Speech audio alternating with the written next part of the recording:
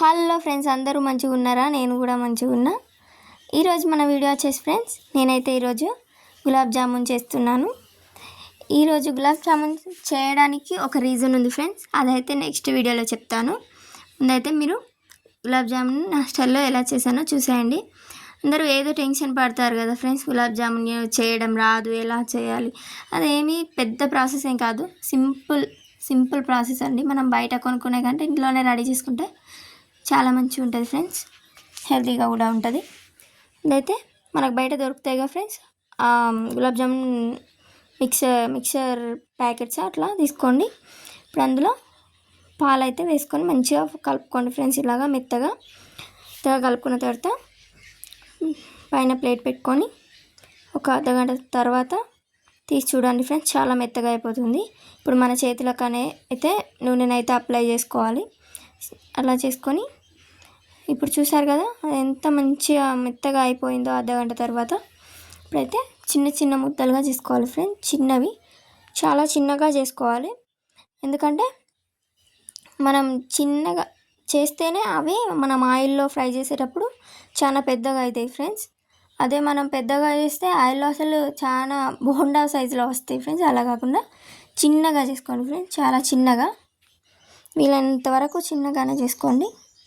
ఇప్పుడు ఆయిల్ పెట్టుకోవాలి, దానికోసం వేడెక్కాలి.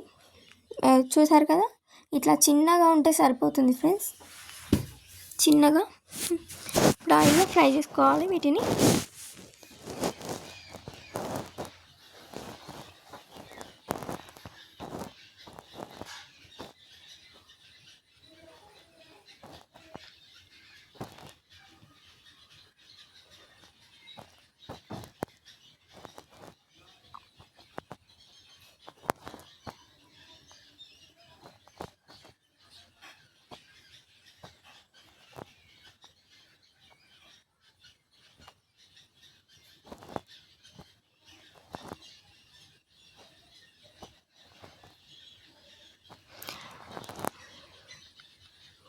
ఇదైతే షుగర్ సిరప్ ఫ్రెండ్స్.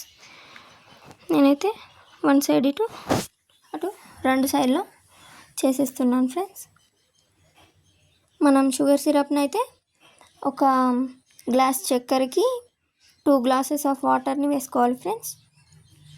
ఇదిగో చూసారు కదా, చాలా పెద్దగా అయితే అయ్యాయి కదా ఫ్రెండ్స్, ఇది సరిపోతుంది. ఇలాగా కొంచెం గోరువెచ్చగా ఉన్నప్పుడు అందులో మనం వీటిని అయితే వేసుకోవాలి. చూసారు కదా, అందులో వేసుకున్న తర్వాత ఒక గంట సేపు అట్లా ఉంచి తీస్తే చూడండి ఎలా అయ్యాయో. చూసారా, చాలా స్మూత్గా ఎంత మంచిగా ఉన్నాయో. ఓకే ఫ్రెండ్స్, ఇది ఈరోజైతే గులాబ్ జామున్ చేయడానికి నేను రీజన్ మరొక వీడియోలో చెప్తాను. ఈ వీడియో కనుక మీకు నచ్చితే మన ఛానల్ని సబ్స్క్రైబ్ చేసుకోండి ఫ్రెండ్స్. ఉంటా మరి.